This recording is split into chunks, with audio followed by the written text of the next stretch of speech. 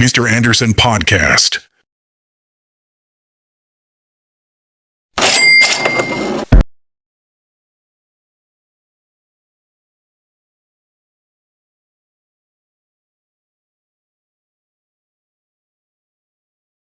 My podcast show, Mr. Anderson Podcast, on all platforms: Amazon Music, Spotify, iHeart. Tap me in, listen to me, get at me. Mr. Anderson TV News. Mr. Anderson CEO313 on Instagram. I design coats, jackets.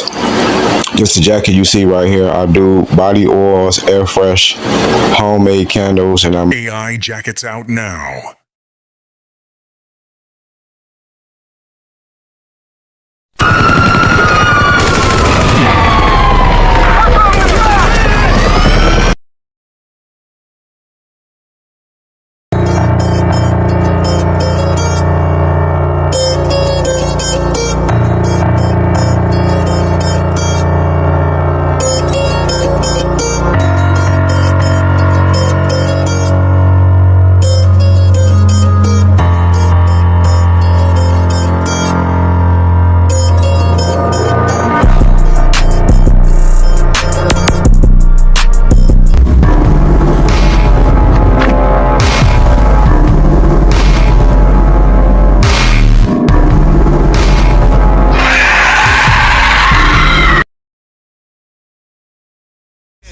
Show your hands up and feel the music. Let me see. Max B was born Charlie Wingate in May of 1978. He grew up in Harlem, New York, and actually stayed in the same apartment building as Cameron, a few floors beneath him. This makes his later ties to Dipset almost feel like destiny. Before the world even knew him as Max B, Harlem knew him as Charlie Rambo, a wild kid who was constantly in the streets, getting into trouble and living fast. His early years were very rough. His mother battled addiction for much of her life and even served time in prison because of it. That left Max to be raised primarily by his grandparents. His grandmother was the opposite of the chaos around him. Strict, deeply religious, and full of faith. She kept gospel music playing around the house and instilled discipline and spirituality in him. This environment planted the seeds of his musical ability. As a kid, Max B sang in the boys' choir of Harlem, showing early glimpses of the soulful voice that would later define his sound. Music became even more personal for Max through his older brother, Eric, who he always described as the cool one. When I was staying with my grandmother back in like 87-ish, 88, he used to go in and out of town. He was into music real heavy, and the last time he left me a big sack of cassette tapes. And on these tapes were everything, all the DJs. This was back when cassette tapes were like 120 minutes. And Kid Capri and Star Child and Brucey B used to make all the mixtapes, and they used to put all the old music together, all the Frankie Beverly and Mays and Luther Vandross, all the great artists. They used to mix them up and blend beats and put them together. Sadly, Max's brother Eric died in Baltimore in 1991 at the age of 16, so a big rest in peace goes out to Eric because I couldn't imagine what losing a brother felt like to Max. Despite the guidance from Max's grandmother, Max was still involved in the streets. By 17, Max had gotten into serious trouble and was sentenced to 8 years for robbery. He entered prison as Charlie Wingate and came out as Max B. While locked up, he started reflecting on his life. In interviews, he has said that he would look at himself in the mirror and realize he could not go back to the corner. He wanted to become something greater, something larger than life. That's where the persona of Max B was born. The name came from Max Bigavelli, Biggie Smalls, Big, Jay-Z, Jigga, and Tupac Machiavelli. Max B has said, Max Bigavelli is Biggie's smoothness, Jigga's flash, and Machiavelli's rebellion, all in one. After serving 8 years in prison, Max B came home around the early 2000s determined to focus on music. A friend brought him to the studio, and the moment he got in the booth, everyone knew he had something special. But just as things started moving, he got hit with another setback. Max was arrested again on a parole violation. He spent about 10 months back inside. In interviews about this time in his life, Max said that he needed this because he wasn't ready due to being heavily distracted. Before going in for 10 months, he reached out to his childhood friend Cameron because he wanted to go all in with music after he got out. He said, yo, Flea, you know how to rap now. Let's get this shit clicking like Dorothy's heels. I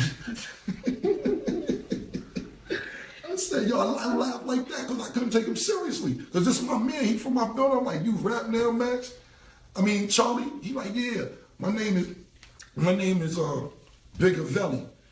I said, Bigavelli? I couldn't really take Max serious because I didn't see the potential because, you know, I'm not God. I don't always catch every artist and be like, oh, how you missed this nigga?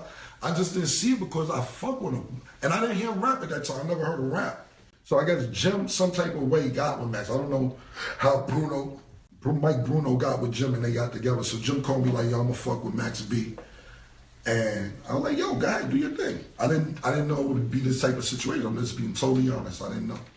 The other contacts Max B had was with Mike Bruno and Jim Jones, who was a part of Dipset with Cameron. Max came home in January of 2005. By the summer, he was down with Jim Jones and his Bird Gang label. According to him, he received a 6-figure advance and started working on records like Confront Your Babe, Baby Girl, and G's Up.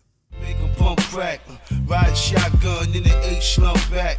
Max leave the streets, please, they don't want that. All of these records ended up on Jim Jones's sophomore album, Harlem Diary of a Summer, which was released in August of 2005.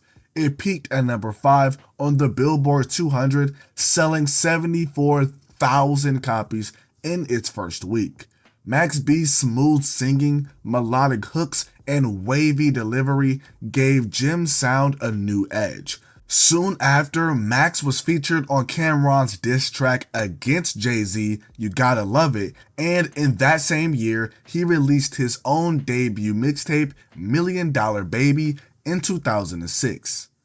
Climb on top and make love to me. I make you delirious. Yo, she had me in the palm of my hand. This was also the year that Jim Jones Presents M.O.B. Members of Bird Gang was released. Everything was lining up for Max B until September of 2006. This is when Max B was arrested in connection to a botched robbery in Fort Lee, New Jersey that ended with the man dead. The case involved his on-again, off-again girlfriend and Max's stepbrother, and it would hang over him for years. I'm not going to go too in-depth about the case in this video. What I will say is that Max was not there when the robbery went down. But prosecutors argued that he planned and directed the setup, making him legally responsible for what happened.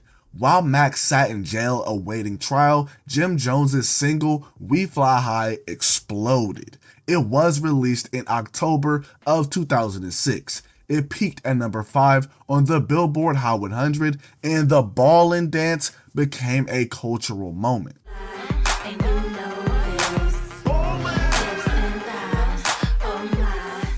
Max B appears in the music video, and soon rumors started flying that Max had written or co-written the record. Jim Jones has vehemently denied this, but to this day, fans still debate who really came up with the hit.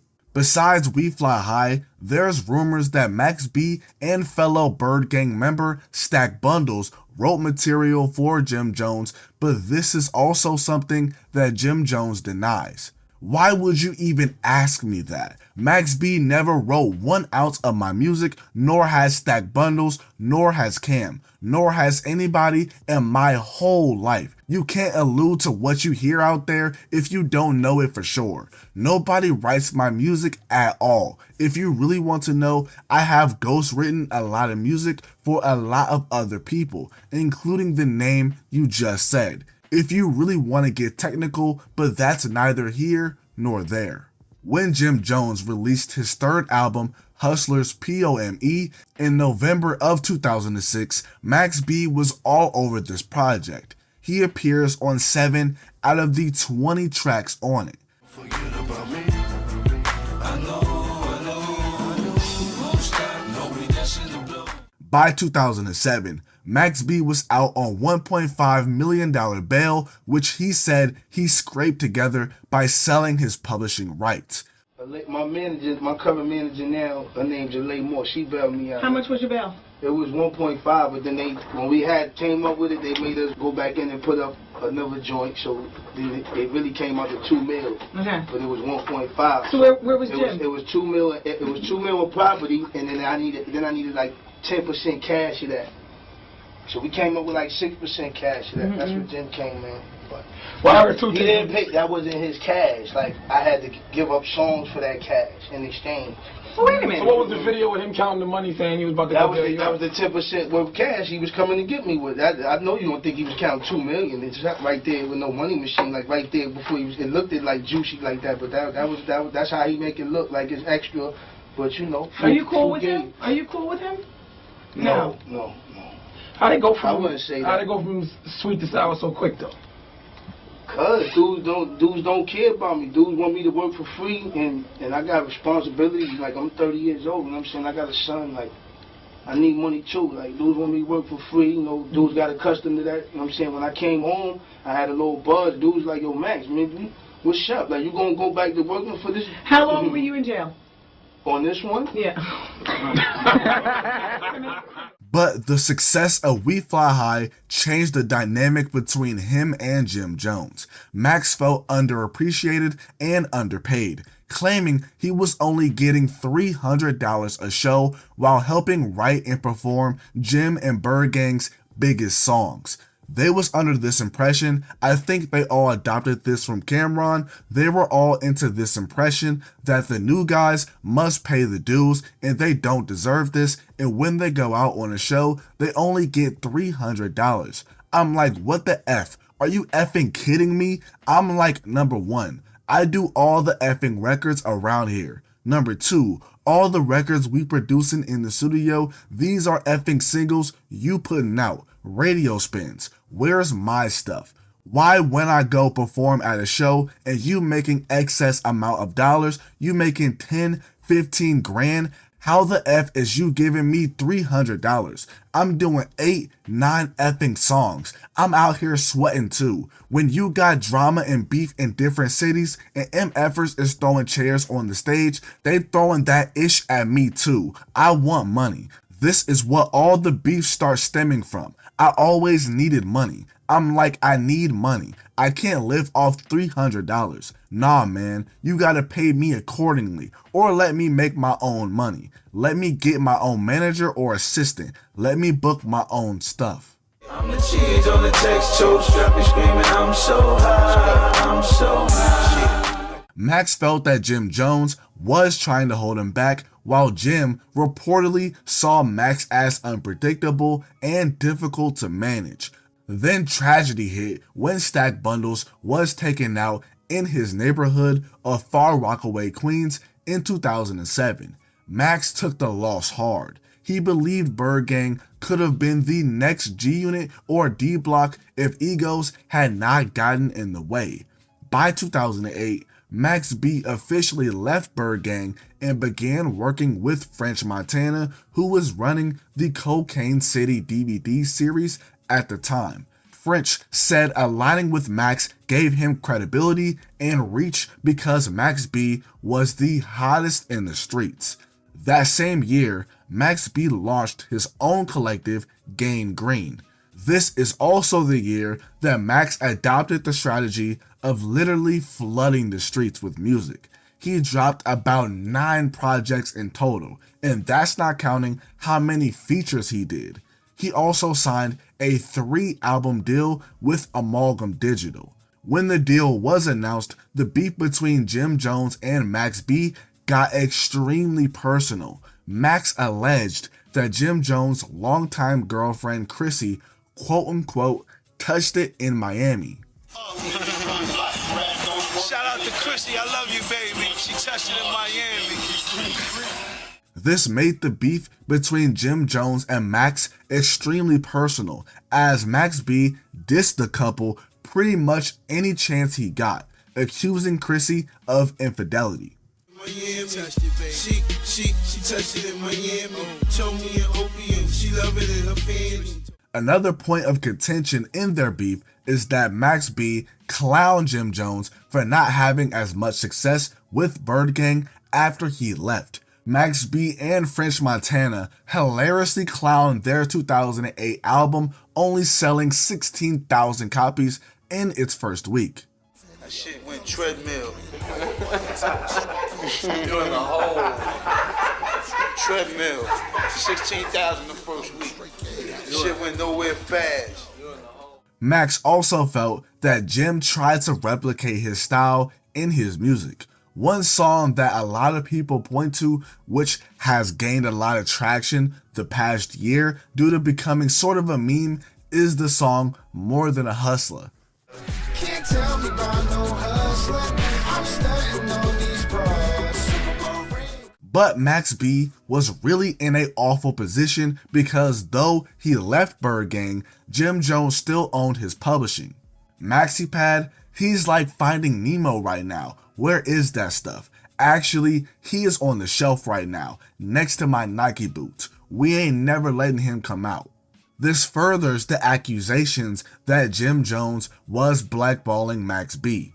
But back to Max's deal with Amalgam Digital, and after this deal was brought to light, Max B would be prevented by Jim Jones's legal team for making any commercial releases of Max's music, meaning that Max B basically could not drop an album. But this did not stop Max. He kept flooding the streets with tapes. His voice, his slang, his laugh, and his wave made him one of the most original personalities in hip-hop. Then came 2009, the year that everything caught up. He dropped the now classic Coke Wave with French Montana, one of my favorite mixtapes of all time. I'm in the ghetto every day, and ever since this little beef, I told that man who every day. Max B was also way ahead of his time with his mixtape Quarantine, which also came out this year as well. But in June, everything caught up to Max. He was found guilty on 9 of 11 counts in his case. In September of 2009, he was sentenced to 75 years in prison. When at first I caught you creeping, wasn't even asleep when she hit the speaker and bleeped them, peeped them. Earlier, I mentioned how the beef between Max and Jim started over monetary issues. There's some belief by fans that the case that Max caught could have been prevented if he was paid more. Jim never put no artists out. Jim has never put an artist out. I got all the artists. I got all the talent. I was in the street recruiting all these rappers. Jim ended up getting some rappers, and what he did was use them for his album instead of putting them out. Max B may not be in jail if you put his album out. Or Stack Bundles might have got out of Far Rock if we had an album out. Jim never put these people album out, you know what I'm saying? Even behind bars, Max B did not fade away. In 2010, a judge ruled that Jim Jones no longer had rights to his music, allowing Max B to release his long-awaited debut album, Vigilante Season, in 2011. Yeah, the vigilante season is here, so buckle up. The Milli Vanilli killer, Chrissy, buckle up. Max B said that before their fallout, he had given Jim Jones 10 albums worth of material. From prison, Max B stayed connected to fans and the culture. He dropped tons of music from behind bars and did numerous interviews updating fans on the status of his case. In 2016, after years of appeals, his sentence was reduced to 12 years following a plea deal for aggravated manslaughter. During those years, artists continued to honor his influence. French Montana kept his name alive, putting him on albums, shouting him out in interviews, and even collaborating with Kanye West, who featured Max on The Life of Pablo with the Silver Surfer intermission. But there have been other artists that have had Max B on their albums, mixtapes, etc. But as of the time I'm releasing this video, Max B is expected or has already come home. Many believe he still has the charisma, humor, and creative spark to make a strong comeback. Max and Jim have had a rocky relationship even while Max has been behind bars. Recently, Max B has said that once he's released, he wants to start over. He took no issue when French Montana and Jim Jones resolved their beef in 2021. Jim Jones has recently spoken about Max B being released and whether they can solve their issues. It remains unclear if he'll put their past differences aside. All in all, this pretty much wraps up the video. Let me know what you guys want to see next in the comment section below. I love you guys with all my heart. We out. Ow.